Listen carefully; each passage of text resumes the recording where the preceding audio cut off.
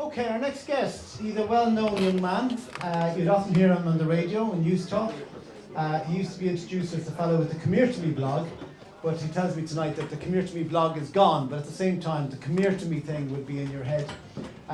He's written several books, all about Dublin, one on Nelson's Pillar, one on Major John McBride, who's one of the people who was executed after the 1916 Rising. And another of his books is called Three Castles Burning, A History of Dublin in 12 Streets. And the Three Castles Burning is also the name of his podcast, which I listen to regularly. It's really good, very well produced, very informative, always based on history, most of it in Irish history, Dublin history, although I think sometimes it colours outside the lines. So, would you please welcome Donal Fallon?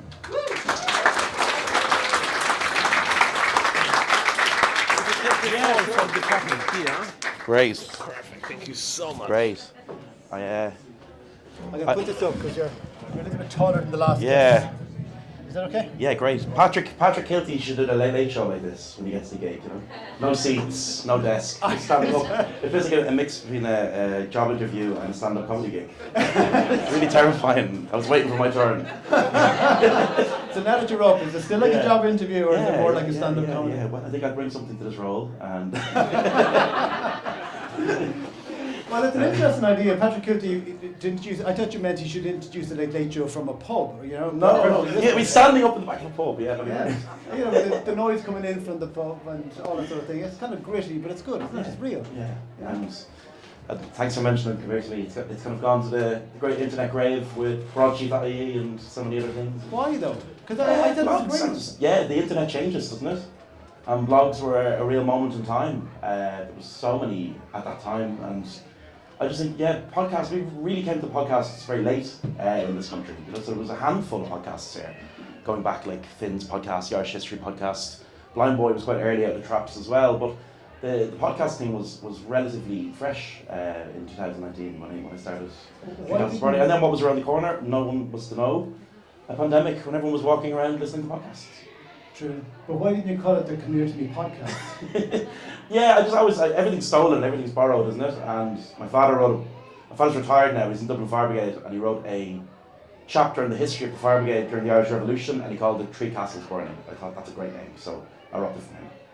And just help us understand, because Three Castles Burning, you can see it on the Dublin GA jerseys, you get the three castles. What do they represent? Yeah, so it's the coat of arms of the city, and it's kind of wrapped up in a bit of mystery. The flames are said to represent the fiery zeal of Dubliners to defend their city, or destroy their city, you might say, looking back at the course of Irish history.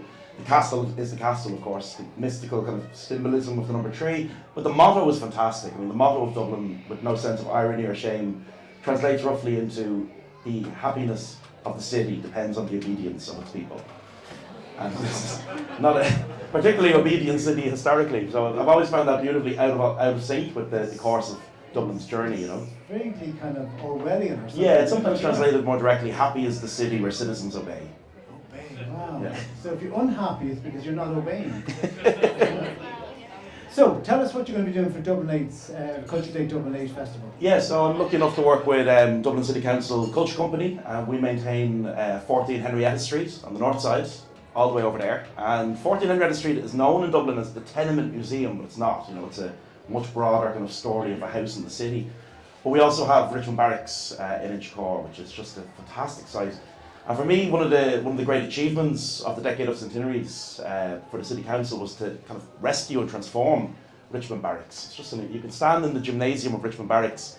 It's the room where the rebels were identified after the Easter Rising, and they're all brought into this one room. And the G Division, the intelligence police, kind of picked out the leaders of the rebellion who were later executed. And that room is now a community hub in many ways, you know. And we do lectures, we do talks in it. So we're just really chuffed to be in the programme, and to remind people we're not that far away. We struggle with that. I think when you're that little bit outside the city centre, it's harder to get people there. But on the Lewis, you get to Richmond Barracks in 10-15 minutes, you know, from the heart of the city. That's a good question. What's the closest Lewis stop to Richmond Barracks? Yeah. Goldenbridge. So there's no prize. No prize. Peak too early. That was my response earlier when I was wrong as well. So, Hold on a second. you know, like even a stop clock tells the right time twice. Yes. Yeah, that's worth a book, I think. We do have a spot prize, and since we did ask a question and it was answered correctly, it would be a shame not to give it to Sarah Brown. So absolutely. This book is Three Castles Burning by Donal Fallon. It's a history of Dublin and 12 streets. And when you come to the next show, you better have it learned because we're going to test you on it, okay?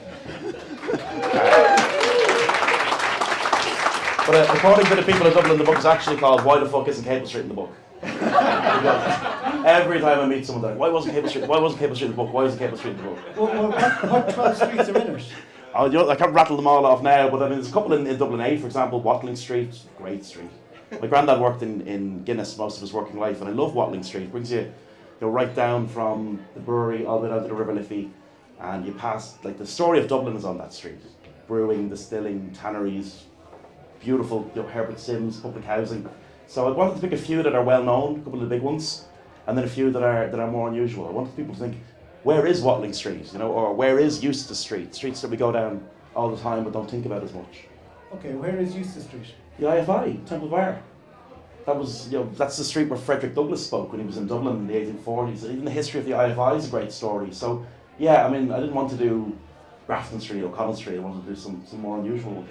Well, tell us another Fishamble one. Street. Fishamble It's a Street. great street. Well, even the name Fishamble Street is so brilliant, isn't it? So evocative, like Fish Market Street, Fishamble Street. Right. So it was great. But all everyone wants to talk about is why Cable Street isn't in the book.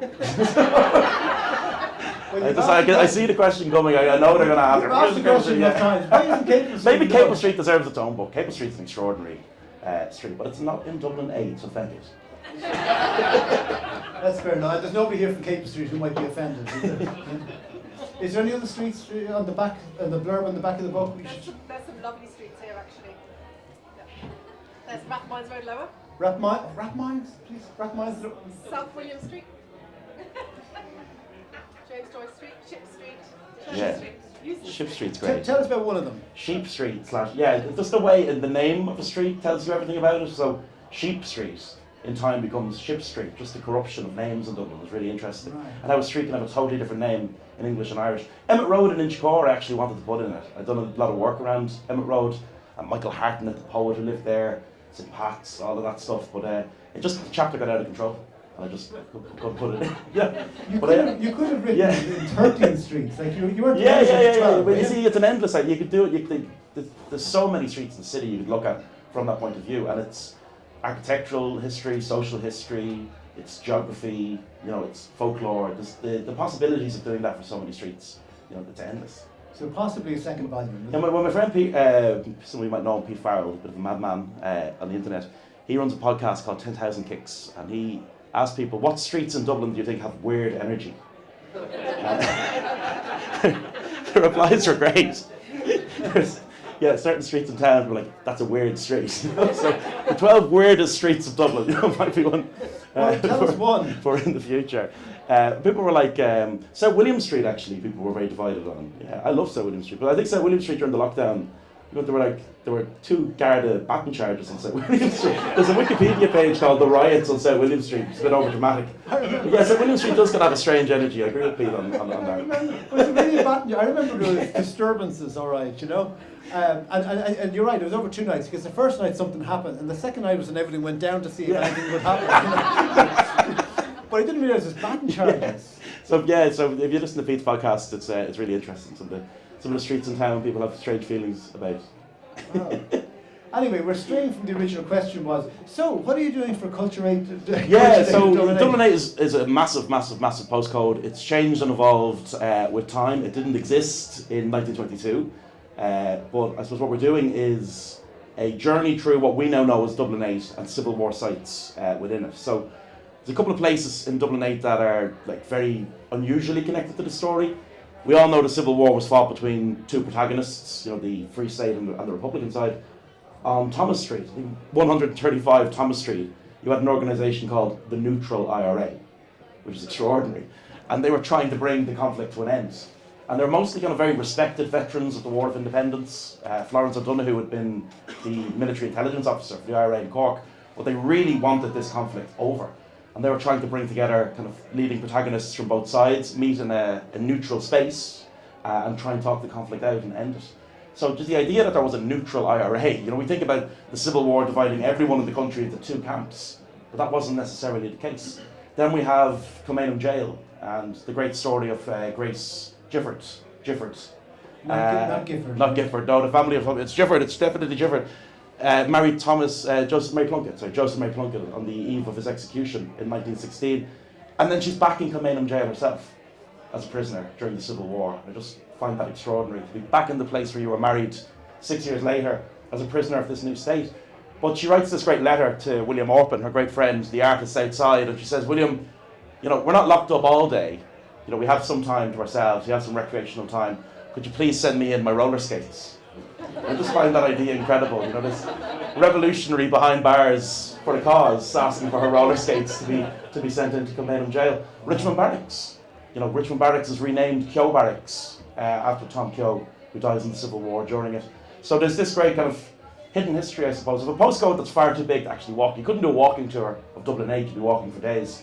So we're kind of going on that tour from the comfort of our plastic seats in Richmond Barracks. I'm trying to get new seats, you see. What's that? Yeah, I'm trying to get new seats.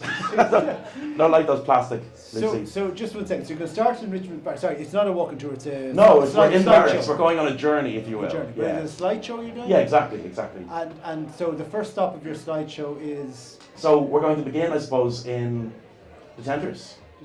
That great public housing scheme that was a long time coming, and it's finally 1922 when that becomes a reality.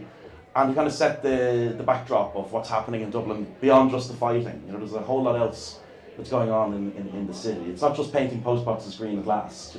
What's the scene like before the fighting begins?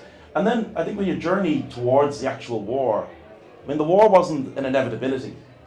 It could have been avoided, and you get a sense of how it happened. Every day, Ernie O'Malley and Sean McBride, who were in the forecourts, they used to leave every morning, go to Bewley's, have coffee and come back. And they never thought it would come to a fight. They thought this was a great standoff that would talk itself out in the end. And the fact that it did erupt and the way it erupted in the summer of 22, it's extraordinary. And the brutality of it in a relatively short period of time, that more people can die in that conflict than the War of Independence, which stretched over 3 years, is remarkable. So when the order was given to shell the forecourts to where these two guys who used to go for coffee in Bewley's were stationed, that was not an inevitable outcome. They weren't expecting I don't think so. No, I don't think. And even people like, there's a great biography came out in recent times on Liam Lynch, who was on paper the head of the anti-treaty IRA. He didn't think it was going to come to a war. As late as kind of May 1922, a lot of people were convinced that this thing wouldn't come to physical fighting, that the guns wouldn't turn on former comrades in the way that they did. So it's an extraordinary moment in Irish history. And then the legacy of it's amazing. So, Noel Brown, when he becomes a TD in the 40s, he says the first day he walks into the Dáil as a young man in 1948, there are people shouting across the floor at each other about the Civil War. You killed Liam Mellows, you shot so-and-so. So it lingers in Irish politics for a long, long time, and that's fascinating in its own way too. It's this great unspoken thing, but also it was spoken of, it was shouted about perhaps more so. Right. So where else do you take in? Thomas Street? Yeah, so we're going to Thomas Street, towards Richmond Barracks, Emmet Hall on Emmet Road, which was the headquarters, the Inchicore headquarters of the trade union, the Irish Transport and General Workers Union, the Larkin Union. Larkin comes back to Ireland during the Civil War, and there's this great fear amongst the authorities. Like, Larkin is one of the most feared revolutionaries, I suppose, in the world at that time. He'd been in Sing Sing prison. J. Edgar Hoover, who founded the FBI, called him the most dangerous man in America, which was an incredible compliment. Charlie Chaplin had come to see him behind bars, which is amazing. Larkin is this larger-than-life revolutionary icon. And he comes back to Dublin during the Civil War, and he tells the Republicans, lay down your arms. He says, there's no dishonour in peace. You can't win this fight. So they kind of look at what was the union movement doing? What was the workers' movement doing? People had just come through 3 years of war. People are war-weary. It's wartime inflation. The cost of everything goes up, Some people just want out. And to look at how the kind of labour movement was responding to all of that. So it's Emmet Hall is this mad building on Emmet Road, by the way. It's across the road from St. Pat's. And it's now St. Pat's Athletics Football Club. Yeah, it's now a florist's, coffee shop and comic book shop, I think. Gentrification of Inchicore is an incredible thing to watch. Pats fans have spent like 10 years slagging off Bohemians. It's quite worrying. What is ringing? A florist? What's the next thing? A florist? A comic book shop and a coffee place. A coffee place. Well, Yeah. coffee is the seed, isn't it? It's the seed upon which gentrification produces fruit. But yeah, a comic book shop. I think that's pretty much. There's nowhere to go after that, is there? But even like, you know, speaking of Pats, like association football, soccer, sports, what was happening in all of that sphere of life in 1922 is really interesting. I mean, the gun is in life. Like Shamrock Rovers were in the cup final in 23, and one of their players produces a gun in the dressing room or in a disagreement. Because people have guns, you know. It's a highly militarised society, Ireland, in 1922 and 1923. So I hope that the talk will cover a lot of the questions of broader life and what was going on in people's day-to-day existence. Right. And then where else? Is that all the stops in your tour? Yeah, Goldenbridge Cemetery. Has anyone been in Goldenbridge Cemetery? It's a mad cemetery. Like, it's older than Glasnevin Cemetery. It's founded by Daniel O'Connell, so it's the same vision. And it's just a mad little place. The Lewis goes right by it. It's one of those kind of hidden gems in Dublin. But WT Cosgrave is buried there. Who's the first president they call him the president of the executive. He's basically the Taoiseach. And he's so convinced someone's going to kill him that he writes a note forgiving his assassin. Like, he's just convinced. People around him are getting shot all the time. He's convinced he'll be shot in the streets. And of course he doesn't. He goes into the grave, a relatively old man in the 60s. So it's extraordinary that, you know, the people who went to work in the Dáil and the Shannon in 22, they did live with that worry. You know, people like W.B. Yeats was a senator. They always felt that they might be gunned down in the streets. Why is by the way, just to explain for people who aren't in the area, we're talking about Richmond Barracks, which is in Inchicore, which is, I suppose, a mile or two up the road here. And Richmond Barracks was the barracks where the 1916 leaders and others were taken after 1916 Rising. And then just across that green space, which probably wasn't green space at the time, there's a green space, and then you've got this beautiful walled cemetery with lovely mature trees. And I don't think it's an active cemetery anymore. I don't think people are still being buried there. Very rarely people are buried in it in family plots, so it does happen on occasion. And it's a beautiful space. It's a garden cemetery. And how does garden cemetery? It had Cuban bloodhounds who patrolled it to stop the famous body snatchers. Right. Back in that was a real problem for Glasnevin. Glasnevin has those observational towers, and people would steal bodies and sell them to like the Royal College of Surgeons. So Goldenbridge has that same feeling. It's like a miniature Glasnevin in its own way. Yeah. And there's some great lives in there, you know, some great lives like WT Cosgrave, and we do tours off it from Richmond Barracks. So it's an amazing place. Cosgrave wasn't living in this area, was he? How did he end up getting buried? Cosgrave was born in the Liberties. Yeah, he was born on James Street. And family pub was on James Street. Still there, actually, opposite the hospital. There's a plaque to Cosgrave on it. But I mean, there were numerous members of the cabinet who were, well, not necessarily assassinated, but, you know, fired on in the streets or had their homes burnt. So it was I mean, it was brutal in that sense. It was a day-to-day worry in his life that he'd be killed. But I'm just wondering, why is he buried in Inchicore? He wasn't living in Inchicore. No, but I suppose the family were James Street, so it was a more immediate kind of area thing. But a very, very interesting character, you know. And yeah, there he is, the first Taoiseach of the state in a forgotten cemetery in Inchicore. Right. So what else are you up to? I'm writing a book with a 92-year-old man, Frank Flanagan. He's one of the Phoenix Park lamplighters. His family have been doing it since 1890. His granny was in the park on the day of the Phoenix Park murders in 1882. An amazing family lore. They've been working in the park since the 1870s in some capacity. And you know, when you come on Chesterfield Avenue and you see those beautiful gas lights, they're just fantastic.